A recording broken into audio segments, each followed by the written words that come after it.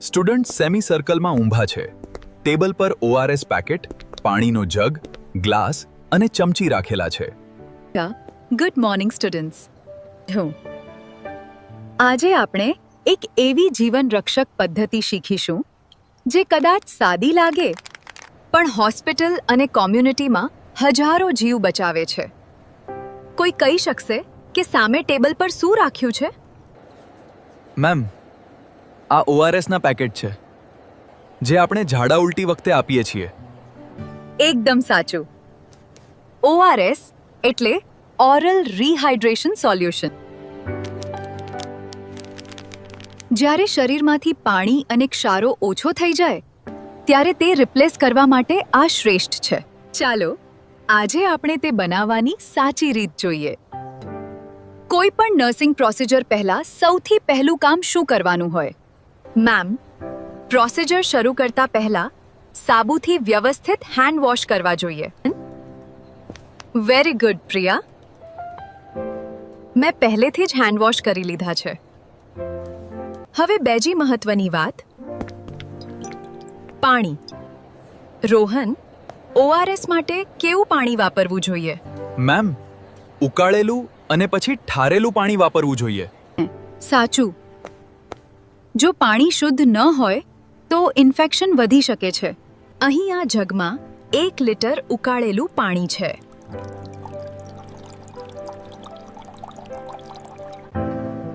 જુઓ, આ WHO દ્વારા પ્રમાણિત ORS પેકેટ છે.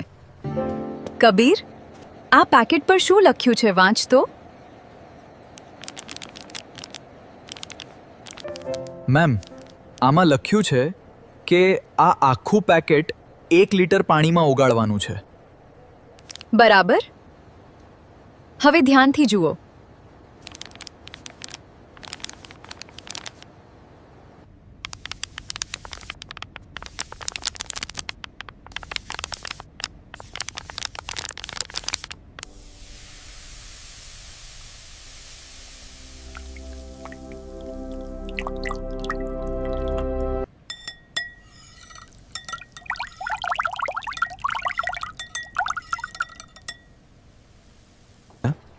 મેમ, શું આપણે અડધું પેકેટ અડધા લિટર પાણીમાં બનાવી શકીએ?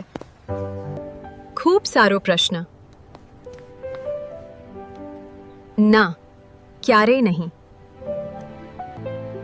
આખું પેકેટ એક સાથે 1 લિટરમાં જ ઓગાળવું જોઈએ.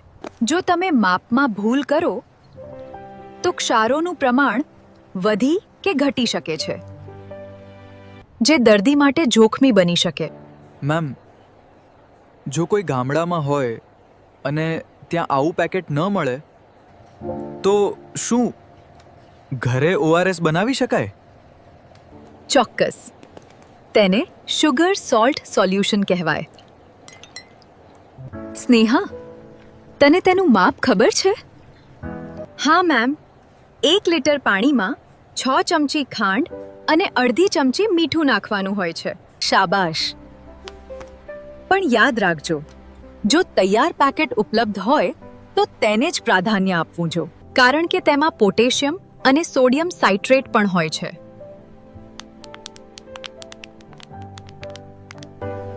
મેમ, તૈયાર કરેલું ORS કેટલા સમય સુધી વાપરી શકાય? કોણ જવાબ આપશે આનો?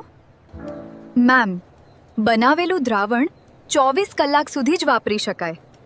એના પછી તેને ફેંકી દેવું જોઈએ અને નવું બનાવવું જોઈએ. મેમ, જો બાળકને ORS પીધા પછી તરત ઉલટી થાય તો શું કરવું? મહત્વનો સવાલ.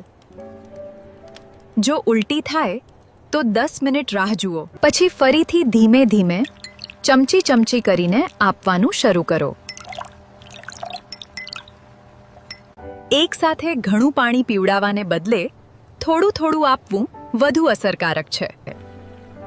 જો કોઈ માતા તેના 2 વર્ષના બાળકને લઈને આવે જેને ઝાડા થયા છે તો તમે તેને શું સલાહ આપશો?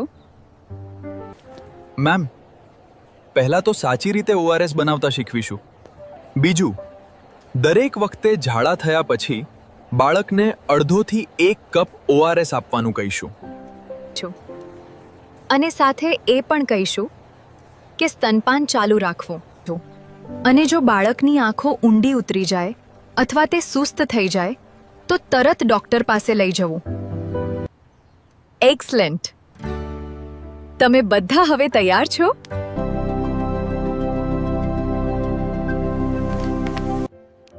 તો સ્ટુડન્ટ્સ, આ હતું આપણું આજનું ડેમોન્સ્ટ્રેશન. કોઈને કંઈ પણ શંકા છે? ના મેમ, ખૂબ સરસ સમજાયું. આભાર. સરસ. હવે તમે બધા વારાફરતી એકવાર પ્રોસિજર કરીને બતાવો.